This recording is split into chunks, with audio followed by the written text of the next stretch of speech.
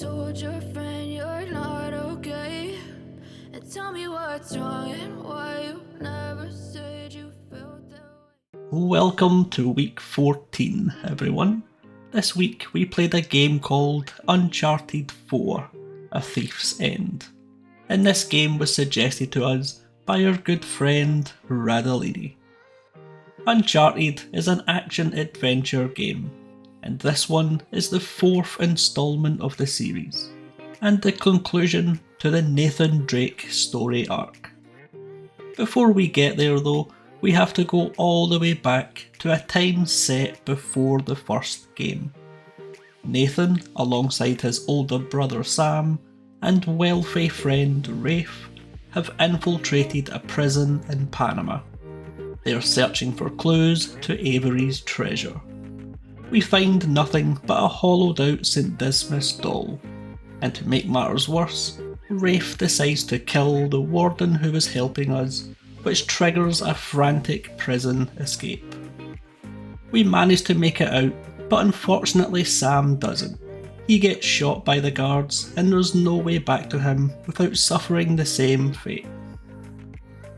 Now we fast forward to present day. Nathan has retired and has settled down with his wife Elena. He works as a diver salvaging wreckages, but he clearly misses his old life, as we are seen playing around with toy guns in his home, and finding little treasures and keepsakes, Easter eggs into the previous games, which are locked away in a cupboard. We get a surprise visit from Sam, who we presumed dead, but he informs us he had in fact survived the gunshots and has spent the last 15 years imprisoned in Panama. He managed to escape with the help of a drug lord, Hector Alcazar, who demands Avery's treasure as payment for getting him out. With no other real option, Nathan decides to help, tells his wife he's going on a salvage job, and leaves with Sam in search for Avery's treasure. By this point, Rafe is also looking for the treasure, and he becomes our enemy. He has an army that is backed by his wealth, and we chase clues and each other all over the world to see who can find it first. This game was awesome to play. The storyline keeps you entertained throughout, especially with its little twists and turns, and it's also backed up by the gameplay as well. The good old climbing puzzles reminds me of earlier Assassin's Creed games, but it's done way better. Third person shooting has never been my thing, but this game does it just as well as others.